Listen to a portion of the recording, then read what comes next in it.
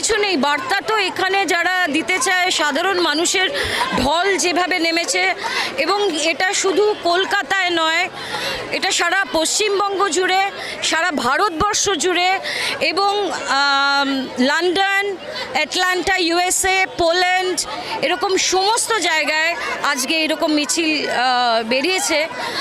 So আর কিছু বলার নেই। একটা মেয়ে কি অসম্ভব যন্ত্রণার মধ্যে দিয়ে, মানে রেপ ব্যাপারটা না একজন মহিলাই বুঝতে পারে, যে রেপ একজন পুরুষ সেইভাবে বুঝবে না। সুতরাং আমার কিছু বলার নেই। এই আজকের এইটাই সমস্ত কিছু বলে দিচ্ছে। আমি শুধু একটাই অনুরোধ করব মানুষকে, যে এইটা যেন একদিনে একটা হুজুগে মানে না হয়। এই চাপটা যেন কায়েম থাকে পুলিশের ওপর, প্রশাসনের ওপর, যে ধামাচাপা দিয়ে বা স্কেপগোট বানিয়ে কাউকে আসল যারা মানে অপরাধী তাদেরকে লুকিয়ে রাখা, এটা যাবে না, এটা যাবে না। মেয়েরা রাত দখলের ডাক দিয়েছে, এদিকে শাসক দলের মুখপাত্র কুণাল ঘোষ তিনি বলছেন এটা একটা নাটক। ছাড়ুন তো কুণাল ঘোষের কথা।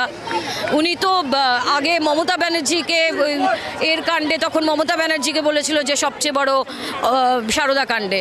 তো এখন তো এর তো মানে না ঘাটকা না ঘাটকা, এখন একে তেলিয়ে চলতে হবে, ওকে তেলিয়ে চলতে হবে।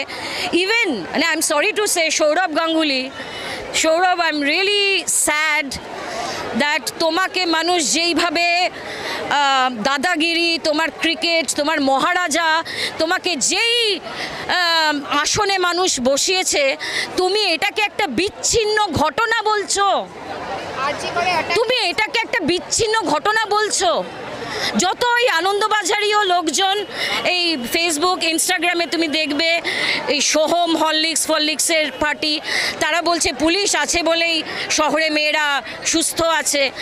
এই মানুষদেরকে আমরা মানে চেনার এটা একটা মানে মোক্ষম সময় হয়ে গেছে, যা আমরা যে মানুষগুলোকে ওপরে রেখেছি তারা মানুষ বলার যোগ্য নয়, তাদেরকে টেনে নামিয়ে আনো নিচে। সদ্য লোকসভা নির্বাচন, রচনা ব্যানার্জির থেকে সবাই, আমি একজন মা, আমার মেয়ে ব্যাঙ্গালোরে থাকে, আমি একবার ওকে ফোনটায় ওকে না পেয়ে আমার টেনশন হতে শুরু করেছে। তাহলে ভাবো, যেই বাবা মা তার মেয়ের এই যন্ত্রণা দেখলো, এত কষ্ট করে মেয়েকে ডাক্তারি পড়িয়ে একটা জায়গায় ইয়ে করবে ভাবলো, সেই বাবা মার অবস্থাটা ভাবো। বাবা মার কাছে সবচেয়ে কষ্টের জায়গায় হচ্ছে তাদের জীবদ্দশায় তাদের সন্তান হারানো। তার দাম 10 লাখ টাকা। মুখ্যমন্ত্রী জিত করবে 10 লাখ টাকা। নৈতিক দায় নিয়ে মুখ্যমন্ত্রীকে পদত্যাগ করা উচিত। আমি বলছি মুখ্যমন্ত্রী সহ পুরো মিনিস্ট্রির পদত্যাগ করা উচিত।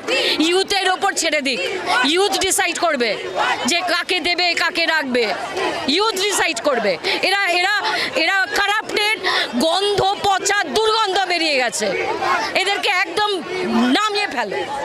রাজনৈতিক কর্মসূচি বলে অনেকেই দাগিয়ে দিচ্ছে, রামবাম কি বললে আমি বুঝলাম না। রাজনৈতিক কর্মসূচি বলছেন অনেকেই, বলছেন রামবাম কর্মসূচি। হ্যাঁ, রাজনৈতিক কর্মসূচি বলছে এই রাতে দেরে মেয়ে, আমি শুনতে পাচ্ছি না। রাজনৈতিক কর্মসূচি বলছেন অনেকেই। এইটাকে কে যে যা বলছে আমি জানি না, এটা তো ডেফিনেটলি রাজনৈতিক।